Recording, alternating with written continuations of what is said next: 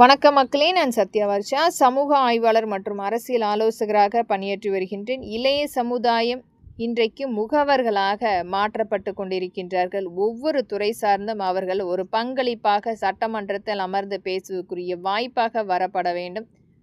மக்களின் பிரதிநிதியாக இந்த திரைப்படம் சார்ந்த நபர்கள் மட்டுமே வேடம் தரித்து ஆண்டு கணக்கில் நம்மை ஆண்டு கொண்டிருக்கின்றார்கள். ஆனால் அந்த சமுதாயத்துக்காக பேசப்படாமல் திரைப்படம் சார்ந்த எண்ணற்ற இன்றைக்கு பிரச்சனைகள் இருந்தாலும் இவர்களுடைய வேடம் என்பது அரசியல் அமைப்பில் ஒரு விளம்பரத்துக்காக, இவர்களுடைய சுய லாபத்துக்காக மட்டுமே பங்களிப்பாக கொடுத்து கொண்டிருக்கின்றார்கள். இன்றைக்கும் ஒரு திரைப்படம் சார்ந்த ஒரு 10,000 குடும்பங்கள் வாழ்வாதாரத்தை அடுத்த கட்டத்துக்கு நகர்வதற்கு அந்த திரைப்படம் முழுமையாக மக்களால் அங்கீகரித்தால் மட்டுமே ஒரு சான்றாக நகர்ந்து கொண்டிருக்கிறது. அம்மக்களுக்குரிய வருமானத்தையும் ஈட்டிக் கொண்டிருக்கின்றது.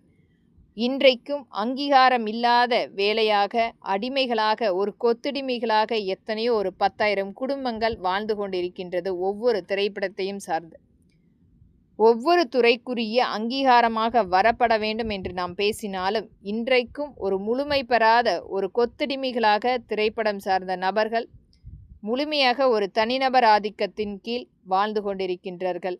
அந்த குடிசையில் வாழக்கூடிய மக்களுடைய வாழ்வாதாரத்தை மேம்படுத்துவதற்குரிய அங்கீகாரமாக அவர்களுக்குரிய ஒரு பிரத்யேக அடையாள அட்டை, மருத்துவ காப்பீடு மற்றும் விபத்து காப்பீடு மற்றும் அங்கீகாரமான திரைப்படம் சார்ந்த அடையாள அட்டை மற்றும் அரசினுடைய நேரடி கண்காணிப்பில் வேலை செய்யக்கூடிய ஒரு முழுமையாக சான்றாக அளிக்கப்பட வேண்டும்.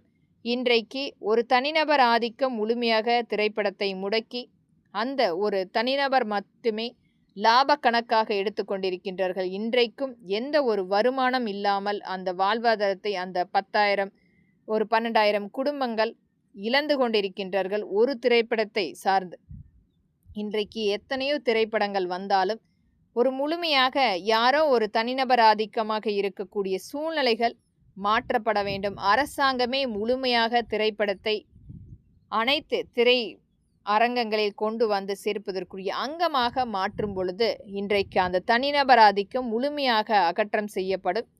இன்றைக்கு ஒரு திரைப்படத்தை வெளியிடுவதற்குரிய அங்கமே இந்த தனிநபர் ஆதிக்கம் முழுமையாக அனைத்து பேட்டன் ரைட்ஸும் எடுத்துக்கொண்டு அந்த உழைக்கின்ற வர்க்கத்தை முழுமையாக அடிமைகளாக, கொத்தடிமைகளாக ஆக்கி கொண்டிருக்கும் அனைத்தையுமே ஒரு முழுமையாக அரசாங்கத்தின் கட்டுப்பாட்டில் எடுக்கும் பொழுது அம்மக்களுக்குரிய சுதந்திரம் கண்டிப்பாக மேம்படுத்துவதற்கும், சட்டமன்றத்தில் அமர்ந்து திரைப்படம் சார்ந்த நபர்கள் எளிமையாக முதல்வரிடம் பேசுவதற்குரிய அங்கமாக மாற்றும் பொழுது ஒரு சுதந்திரம் என்பது